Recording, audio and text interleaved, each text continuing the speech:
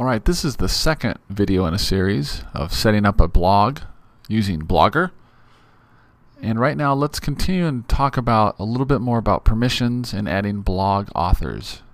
So I'm already logged in to my blog and I'm on the Settings tab and I've clicked on Permissions. Okay, now let's talk about adding authors. If you're in a classroom and you're the teacher and you want students to actually add content to your blog, then you would begin by clicking here on the Add Authors button. And at this point you're going to need to have their email addresses. So you'll add them by email address. And if you want to add multiples, make sure you separate those email addresses with a comma. So I will add myself at this point. So I'm going to add Dahl, and I'm going to invite.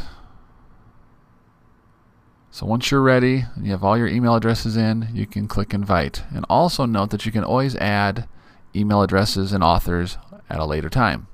This is something that you can add and take off. I'll click invite. Okay. Now it says there's one open invitation. It says the email address. Then over here on the right, it says when it was sent. And if they don't respond or if it doesn't work for some reason, you can invite again or even click remove. Okay, now this is what happens to the person who gets invited to the blog. I've opened up my email because I've invited myself. And it says here, the blogger user Dahl has invited you to contribute to the blog. And it says the name of the blog right there. And then it says to contribute to this blog, visit this site. So you'll need to click on that link. Now, if they are going to add, they do have to have a Google account. Okay? So they'll need to have already created a Google account. And then sign in and confirm that invitation. Okay, let's say now that you don't want your students, let's say in your classroom, to actually be an author on this specific blog, but you want them to be readers. Okay, the default setting for Blogger is that anybody can read and can view and read the blog. So if you wanted to lock this down a bit more, then you would click on the second one, Only People I Choose. So let's look at that. If I click on Only People I Choose, again, the same process where you invite someone via email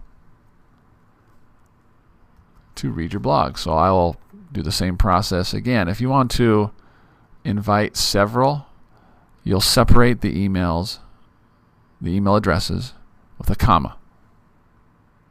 Okay? And then again, click invite. They will once again receive an email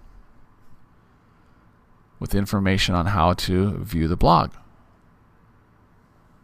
Once again, here's the email for the invite to read, or the terms they use to view the practice class blog. So viewing is just that. They have the ability to read it. And once again though, since you've protected it, and this is what's nice, they will need to sign in. First, you'll need to invite them. Second, they'll need to sign in. But because you're inviting specific people, then everybody else out there in the world can't read this. And then the third and final choice, if you want your students to not only be authors and readers, and those are the only people that can read it, okay, so you would have added them to the top as an author, as a student, okay? You do that first. And then down here, the only people that can read it also as well are the authors. So you have students writing and reading and no one else. So if that's what you want, then you would click only the blog authors can write to it and can read it. Something to think about.